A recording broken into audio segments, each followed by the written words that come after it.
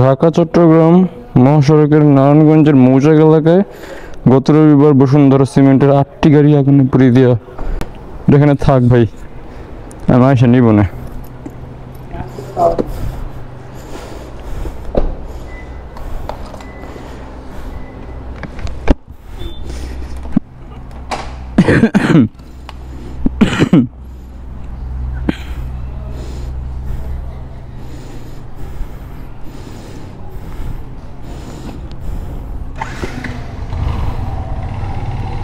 বিসমিল্লাহ। এখন আমার বন্ধু দাঁড়ায় আছে কাজলা ব্রিজে, কে ওরে পিক করব। আর কাজলা ব্রিজের মধ্যে যে ধ্বংসস্তূপটা হয়েছে ওখানে যে আগুনে পোড়াইয়া দিছে, ওই সেটা টোল বক্সটা, ওইটাকে একটু দেখার আছে। ওইটার অবস্থা খুবই ক্রিটিক্যাল। কয়েকদিন শুনছি তারা নাকি হাতে হাতে টোল নিছে। যাই হোক, এটা কারা করছে কে করছে বলতে পারি না, বলতে চাইও না আর জানিও না। আমি শুধু এখন যে ওরে নিয়ে আসবো, নিয়ে তারপরে যাব শনিয়াকড়ার দিকে, যেখানটায় অতিরিক্ত ক্ষয়ক্ষতি হয়েছে, ঝামেলা হয়েছে।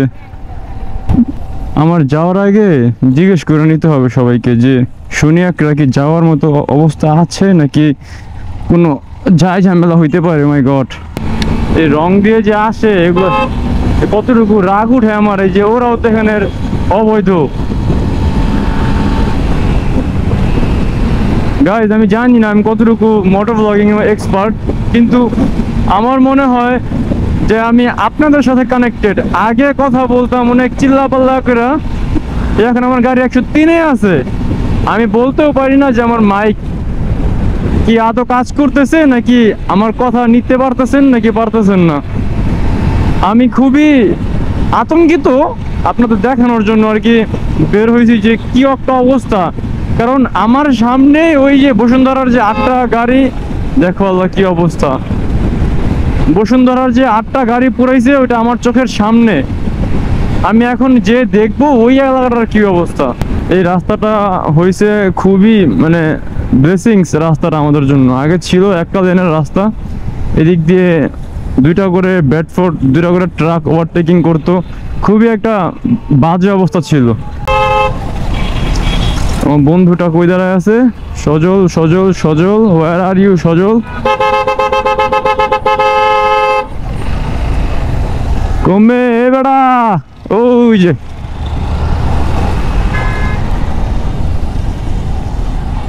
এ নায়ক সলেমান খান বয়। এই সেই টোল বক্সটা। যাই হোক, এই এটা কি এক্সএমআর না বেরাদেন এক্সএমআর? এই যে এখনো হাতে হাতে টোল নিচ্ছে, এটা পুরো আগুনে পুরাই দিছিল। কি একটা অবস্থা, আল্লাহ আল্লাহ। এই যে অনেকটা রিপেয়ার করে ফেলছে এখনো, যদিও তবু অনেক কাজ এখনো বাকি। এখান থেকে বাইরে গেলে হচ্ছে শনিয়াকড়া, হ্যাঁ, আর আমরা এখান থেকে একদম শনিয়াকড়া যাব, আর শনিয়াকড়া থেকে একদম যাব চিটাগাং রোড। পুরো রাস্তার অবস্থা আপনাদের আমরা দেখাবো কি পরিস্থিতি বর্তমানের আর কি। আপনাদের দেখানো তো একটা অপশনাল ব্যাপার, আমি দেখবো মেনলি আর কি, যার কারণে আমি বের হওয়া। আমার ফুফাতো ভাইয়ের ছেলে মারা গেছে, সাকিব। তো তারপর থেকে শনিয়াকড়াটা না একটা অভিশপ্ত এলাকা হয়ে গেছে আমার জন্য। তবু আমি এখন যাব, যে একটু দেখি, চলেন কি অবস্থা টোল বক্সের। ও মাই গড গাইজ, আজকে যদি সময় থাকে তাহলে হচ্ছে ওই যে আমাদের যে সিদ্ধিরগঞ্জের সবার প্রাণপ্রিয় ইন্ডিভিজুয়াল স্টার টিচার আছে একজন, যার নাম হচ্ছে শিমুল স্যার। তারা 3 ভাই, 3জনই মাল্টি ট্যালেন্টেড। উনি ইঞ্জিনিয়ারিং নিয়ে পড়ছে, কিন্তু উনি আর্টস কমার্স সায়েন্স সব কিছুতেই পারদর্শী। যাই হোক, আমরা এখন শনিয়াকড়ার পথে আছি, দেখি এখানে কি হালত। শনিয়াকড়া চিটাগাং রোড পর্যন্ত কি হালত। আমি যে প্রথমে নিউজ পেপারটা দেখালাম আপনাদের, ওই নিউজ পেপারে যেই বসুন্ধরার গাড়িগুলো পোড়াইছে, ওগুলো আমি নিজ চোখে দেখছি একবার। তো আজকে ভালো দিন হয়ে গেছে, 12 দিন হয়ে গেছে অলমোস্ট। আমি ওই জায়গাটার এখন কি অবস্থা দেখবো। আকাশে হেলিকপ্টার দেখছি আমি, উপর থেকে গালিগালাজ করতেছিল যে সাইডে যাও, এই করো সেই করো, অনেক ধরনের কমান্ড দিচ্ছিল। এগুলো সব অনেক কি অবস্থা। লেন ভাই, সাইড লেন ভাই, সাইড লেন।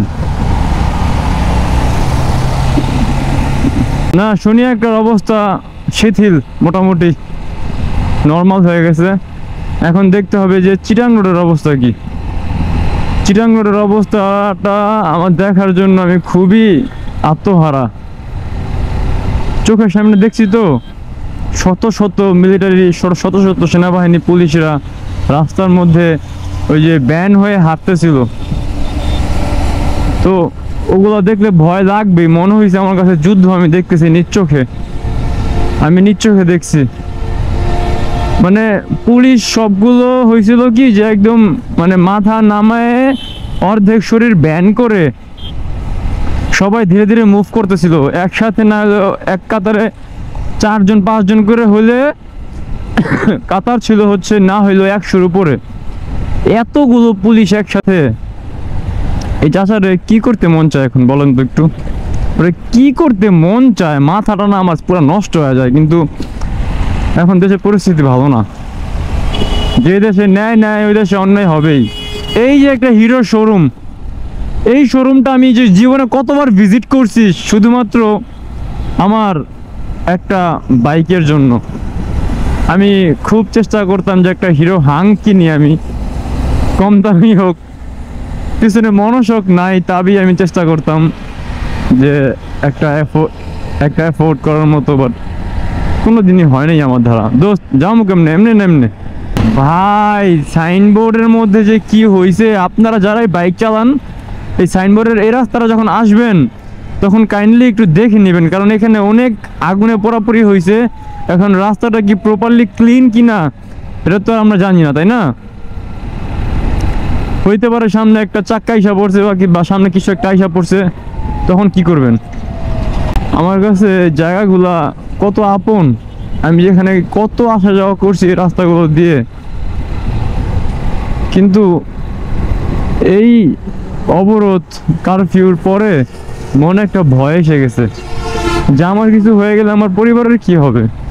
আমার কিছু হয়ে গেলে যদিও সবাই 3-4 দিন কান্নাকাটি করবে, পরে আর কোনো খবর থাকবে না। দেখা যাবে মানুষ কবর জিয়ারত করতেও আসবে না। সবাইকে একটা কথা বলে রাখি, দেশের যে অবস্থা, হায়াত মতের কথা বলা যায় না। আমি যদি মারা যাই সবাই এটা আমার নামে সদকা জারি করেন, হ্যাঁ, যেন আমি মানে মৃত্যুর পরেও যেন কবরে আছে না যে সদকা জারি করলে একদম সারা জীবন কবরের মধ্যে সব যায়। গাইজ আমি কিন্তু এখানে আসছি আপনাদের দেখাইতে যে রাস্তাঘাটের কি হালত। এখন সব দেখতেছি স্বাভাবিক। এই যে বাইকের পিছনে যে লাগানো রিমের যে ওই যে কি বলে রিমের যে একটা স্টিকারের মতো কাভার লাগায়, ওটা যে কতটুকু ভয়ানক ওটা নিয়ে একটা ভিডিও করবো না আমি আপনাদের জন্য। এই যে রিম কভার লাগানো, এটা খুবই ভয়ানক। এই যেগুলো সব এখানে গাড়ি ঘুরে পড়াইছে। এই সেই মৌচাক আমি যে আপনাদের পেপারে দেখাইছিলাম, নিউজ পেপারের মধ্যে মৌচাক এইখানে টানা। আমি যে ব্রিজ দিয়ে পার হচ্ছিলাম আমি তখনই দেখছি যে এখানে কতগুলো গাড়ি পোড়ানো। এখন সামনে গিয়ে আরো দেখি এখানে কি লেখা, খুনি। আরে আমি নাম নিতে চাই না। আরেকটা কথা হচ্ছে যে এই সামনে হচ্ছে হিরাজিল, পায়নাদি, মিজমিজি। এই এলাকাতে একটা টিচার যে বলছিলাম আপনাদের আমি, ওই যে শিমুল স্যার, আমি আগামীকাল আসবো ওনার ব্যাপারে ডিটেলসে জানতে। ও আল্লাহ আল্লাহ আল্লাহ আল্লাহ। হ্যাঁ গাড়ি ঘুরামো দেখানো তো দরকার। হ্যাঁ অফিসটা কি এটা? দেখি তো, একটু দেখা দরকার। সুন্দর জায়গাগুলো নষ্ট করছে কেমনে আল্লাহ। এটা কি অফিস?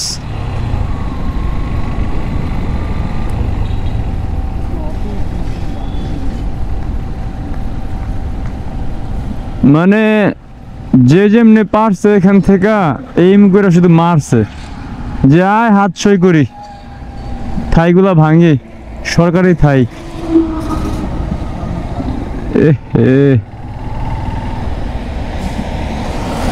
আই হায়, এগুলো পুরো একদম চুরমার হয়ে গেছে থাই মাই গ্লাস। হ্যাঁ উপরে মনে নিতে পারে না, নিচে নিয়ে ফাটাই। হ্যাঁ, উপরে ইটা মেরা পারে নাই, তাই এগুলা ফাটাইছে। যাই হোক, নোমর দে, এখানে থাকাটা আমি মনে করি না সুবিধাজনক। আমি যে এই ব্রিজ দিয়ে পার হইতেছিলাম, এখানে একটা বড় ট্রাক পুরানো ছিল। ভাই ভাই ভাই, কি একটা অবস্থা দেখছি এখানে আমি। এই দেখছেন, এখানে সব কালো হয়ে গেছে এগুলো। এগুলো সব আগুনে পুরা মানে কালি দাগগুলো। এখানে একটা টায়ার পুরানো ছিল, চোখে আমার এখনো ভাসে। আমি যে কি একটা তখন আতঙ্কে ছিলাম যে হ্যাঁ কি হইতেছে এগুলা। এই যে এই বিল্ডিংটা, এই স্পিডের যে স্পন্সর করা, এই বিল্ডিংটার নিচে একটা মোবিলের বড় একটা ড্রাম ছিল, ওটাকে লিক করে দিয়ে একদম আগুন ধরা দিছিল। ডাচ বাংলা ব্যাংক পুরো পুরাই দিছে। তারপরে যে তাজমহলটা পুরা পুরাই দিছে। এই দেখেন কি অবস্থা বাইরে বাইরে, দেখেন কি অবস্থা। দেখ, এই যে জঙ্গল রেস্টুরেন্ট, তাজমহল। ও ম্যান, পিছনে bus. I have to leave. যাও যাইব কাকা, দেখি তো অবস্থা। ও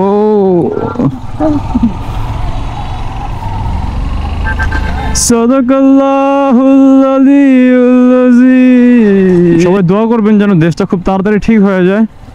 আর যারা যারা রেড ফ্ল্যাগ আছে, আমি জানি আপনারা যারা এখন ভিডিও দেখতেছেন তাদের সবারই Facebook profile red colour. Moral of the story, pray for our country and do it yourself. কাউকে টাকা দিয়ে দোয়া করতে বলবেন না, নিজে নিজে দোয়া করেন। তো আল্লাহ হাফেজ। এই ওই কাপড়টা এখানে তো পেঁচাইবে এখনই। এই আন্টি, এই আন্টি, কাপড় উঠান।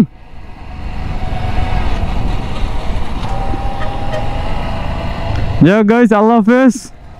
আজকে আর না, টাটা, গুড বাই, আল্লাহ হাফেজ।